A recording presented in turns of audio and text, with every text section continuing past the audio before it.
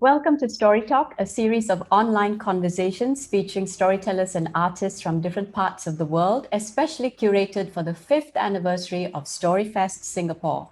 I'm going to be speaking with Naomi Wilds, Festival Director of Beyond the Border, International Storytelling Festival based in Wales, United Kingdom, and we are going to be talking about producing storytelling festivals during the pandemic.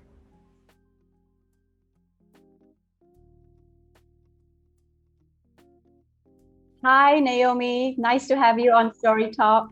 Lovely to be here. Thank you for asking me. So, Naomi, you are Festival Director of Beyond the Border International Storytelling Festival based in Wales. And you've been working with storytelling, producing events as an organizer for many, many years. Tell us a little bit about your background in organizing storytelling events and producing festivals. Well, I've loved stories ever since I was a child, and I studied literature at university, and then I went into various different arts organisations before becoming a literature development officer, which was primarily working with writers and poets and spoken word artists. But then I literally ran across storytelling. I didn't know it existed before, but I went to a storytelling club in my local pub in Derby and then began to sort of discover this whole world which I had previously not known about. And my interest just really, really grew. And I knew that I wanted to work with storytelling in some way, but I couldn't find an organisation that was actually working with it. So, in the way that I wanted to. So, I invented my own, which was Adverse Canberra. And that set up in 2006, and we toured ensemble storytelling performances across England and Wales and then began to commission. And as part of that, I went to festivals, went to Festival at the Edge and Beyond the Border, started taking our work as a company to Beyond the Border. And now I'm in the amazing position of being able to actually be the director at Beyond the Border and tutor programme for this year. So I've had, quite a varied experience working with storytelling in different ways. But obviously, working at Beyond the Border at this time in this climate is a very interesting adventure. I mean, we're all, facing this kind of challenge together globally as producers and directors of events. Tell us a little bit about what happened last year with Beyond the Border and how you're transforming the festival going into 2021 and how you're planning for the future edition of Beyond the Border. Well, yeah, it's been a whirlwind, and we're not at the point really where we've been able to take a pause and kind of reflect on everything that's happened over this past year. We were all programmed for 2020 to be our major festival, and for Beyond the Border, it's quite a period of change that we've been going through as a festival. We have an entirely new team at the organisation. We have also moved festival sites from the beautiful St Donat's Castle, which many people might know, to an amazing, beautiful location, Dynevor Park in West Wales. And when we saw the pandemic coming through, we were obviously aware of it. And then in March, we just thought we have to postpone. So our funders were wonderful. We talked to them and they said, that's fine, you can roll everything over to 2021. And, we didn't for a minute think that we would still be in this situation at this point in the year. But our funders also supported us last year to be able to explore and kind of reinvent what we were able to do. And we had some funding from the wonderful Arts Council Wales to be able to run a project called Reimagine last summer. And that had many strands to it. One of them was that we did an online event on the middle day of our planned festival.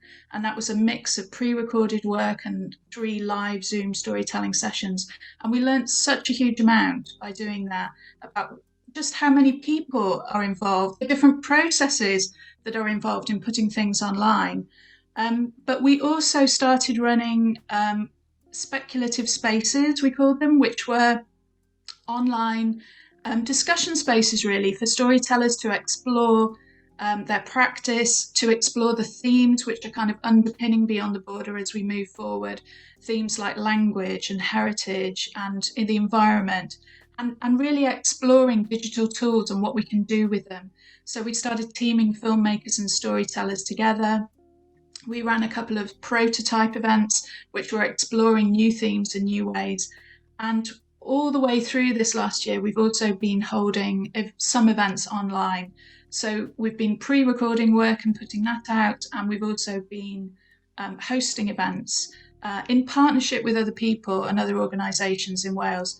And there's just been such a huge amount of learning, which is all feeding into this year's festival, which is called, the theme for the festival is Reimagining, Reawakening. And we hope that that's what we're doing. But at this point, we have a programme that's ready to go at Deneva for 500 people instead of the 2,000 plus people that would normally be coming to be on the border. But Welsh Government are very cautious, and we don't have an actual go-ahead for that event as yet. We're expecting that that's going to come quite late in the day in June, but we are, waiting with every week, with every announcement, to sort of map what the outcome is going to be. And that festival on the 3 days is a live face-to-face event. And some of the work that we've been doing over the last year is going to pull into that festival. But we also have a 3-week digital festival, which is wrapping around that. And we've also got in the back of our minds, if the live event doesn't happen, then there'll be a lot more online. So it's, multiple scenarios and lots of really exciting and invigorating work, and a lot of new artists and new explorations. But yes, we're all nail-biting, waiting to see how it all works out. You mentioned, using different digital tools last year and also this year moving forward into the next edition of the festival. What are some of these tools, some of these applications, or some of these platforms that you've tried and tested? And what were some of the challenges, learning, and as well as some of your favorites that you will keep coming back to? At the beginning, I noticed that Zoom was really the storytellers' platform of choice, and that was true for us as well. When we did our live events as part of Reimagine, which was our one-day event, we did them all on Zoom. And it's really interesting seeing how storytellers use Zoom and the importance of having everybody in the same space together, which seems so fundamental to storytelling, and to be able to interact and use the chat. And also people have been exploring the space, this space that we're in, and how as storytellers they can use that. And also how we create that collective space, and different methods of doing that, whether it's holding things up to the screen, asking people to bring objects, asking people to have an experience before they come to the Zoom, and then talk about that. So I think there's lots of really interesting things happening, but we're also really keen that we don't just rely on people's access to the internet, because we know that not everybody has it, and that it's not a level playing field. So in this year's festival, we've planned as part of our digital programme that we will be doing stories on the phone as well. So it's nice, I think, to have that combination of old technology and new technology. And this year we also have a project called Reinventions in Virtual Storytelling, which is bringing 3 of the Canadian artists that we wanted to come in person to be on the border through virtual. And we've been supported in that by the British Council and by New Conversations, which is a partnership that's happening in the UK to really explore how we can work with those 3 artists in ways that are appropriate to them and their craft and what they're interested in. So we're also collaborating with the Montreal Storytelling Festival. And I think this is where, partnerships are really important in this work, because we've learned that digital work takes so much more time and planning and discussion. And so to be able to do that together and learn together rather than everybody having to reinvent the wheel, I think is really, really valuable. So we won't be using Zoom for the majority of those experiences.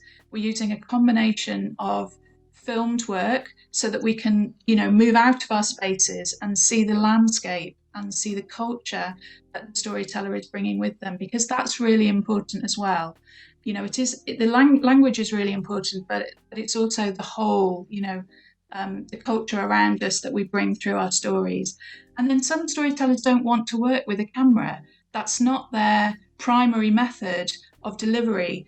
And so we're working with audio as well. So whether that's podcasts or broadcasts or pre-recorded audio, that's, another tool in our box.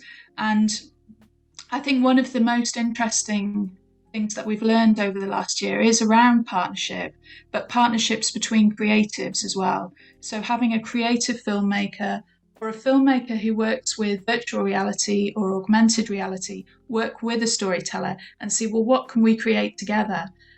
We can try to duplicate the storytelling experience of all being in a room together, and that's very valuable, but that's not the only thing that we can do, or the only thing that we want to explore about stories and how they work in this environment and how we connect to people. So I think even though we've learned such a lot over this last year, there's a lot more to be learned by discussing these aspects of how we've worked and bringing that into the way that we go on from here. A lot of festivals and annual events are very much situated not just around a specific duration or period in the calendar year, but very much anchored in a specific location. And your festival, Beyond the Border, is very much about an outdoor experience and over a couple of days, and people come and they're there fully present and they're storytelling morning, noon, and night. Now that a lot of us have gone virtual last year and this year, there's a question about space and what does it mean to decentralize a festival, because it can now happen on a very neutral platform that's virtual. And you spoke just now about giving that cultural experience so that audiences can see a little bit about where the storyteller comes from and where they are situated. How do you navigate something like this? Because a festival that's so old and so entrenched in the system, like Beyond the Border, it's so familiar with space and location, and now it's pivoted to this very neutral space.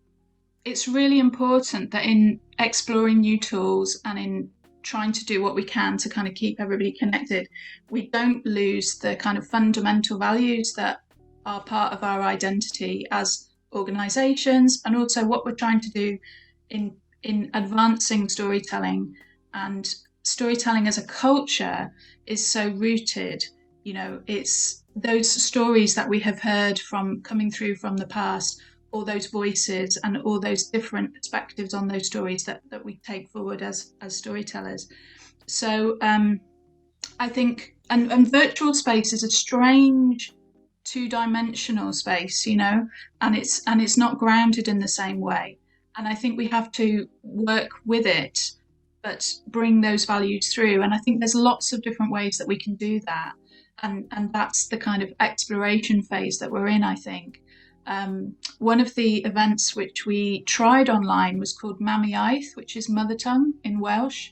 And it was an event on Zoom. We just did a prototype, and we're going to do a live version, which will be a very different thing. And we may do a virtual version in the future, in which storytellers were telling stories in their mother tongue, but with the expectation that the audience would not understand that language. So it was very interesting watching that without anybody else there, so that you could just interact with that story and that language. And it was so joyful to hear different languages spoken and to grasp what you could of the story. And, it was just a really lovely experience, having that experience in a live event with an audience around, some of whom may know the language, some of whom may not. That'll be a different thing again. But I think bringing language through in a way that we can online, where you can have captions or you can not have captions, and exploring that's a big part of the exploration, I think, of language. But I think we have to stay rooted at the same time as embracing the virtual. And I've been really impressed with how much storytellers have embraced exploration of online space or of working with digital tools. And, it's created access for so many more people to be able to dip in, who might not have thought about going to a 3-day festival in an outdoor environment, but they can come in and perhaps see a conversation between storytellers. We had a conversation with Peter Chand and Dovey Thomason, which we hosted in partnership with Festival at the Edge. And that was a very rich and challenging conversation about culture and stories. And people had the opportunity to ask questions. And so it was a very lively and discursive space, which brings some of that rootedness through while embracing the virtual and not having to fly everybody, So I think there's loads of different pros and cons. But yeah, I think it's really important that we embrace exploration, but also stay rooted with our values. What's one thing that you've learned as a festival producer that the pandemic has taught you? I'm really looking forward to having a bit of reflective time to be able to allow some of that learning to filter through. I think the biggest issue for me is understanding where the pandemic has come from, and the fact that humans have to change the way that they're living, because we can't continue to encroach on natural habitat and see that we use the earth in a way that apparently serves us, but as we can see now, it doesn't. For us in the Western world, especially, about inequality and how we have to make those changes. So thinking about how we do that as festival organisers who have a responsibility and we have a voice, and how we advocate for our communities. I think those are the fundamental issues that I'm really keen to take on board for how we plan going ahead. Naomi, do you have anything that's work in progress, something that you are working on and developing that you'd like to share with our viewers and audiences, something that's going to happen in the future that they can look forward to? We have, as well as our festival, which is obviously the biggest thing on our mind right now. Another thing which we did last year and has continued through is Casgly, which is a discussion space for storytellers to explore their practice with each other. And in Wales, the storytelling community is really collaborative. Lots of people support each other, mentor each other informally. We've had some formal mentoring that's been happening over this last year with 3 really spectacular new voices that will be on as part of our virtual festival and our live event. But we've also, thanks to British Council, been working on an international Casgly collaboration with storytellers in South Africa, Ghana and Kenya. And in the autumn, we're hoping very much to be able to open that up to a wider audience and have people gather together, and whether it will be pre-recorded or Zoom or audio, we don't know yet. But yeah, there'll be something in the autumn which we'll be sharing from those conversations, which I'm sure will be really interesting. Wonderful. Thank you, Naomi. Looking forward to all this. And thank you for chatting with me on Story Talk. Thank you so much. Thank you. Lovely to see you. I've been chatting with Naomi Wilds, Festival Director of Beyond the Border International Storytelling Festival based in Wales, UK. And we have been chatting about how to produce a storytelling festival during the pandemic. If you've enjoyed our conversation, stay tuned and watch more videos on the Story Talk series available for free on the YouTube channel for StoryFest Singapore.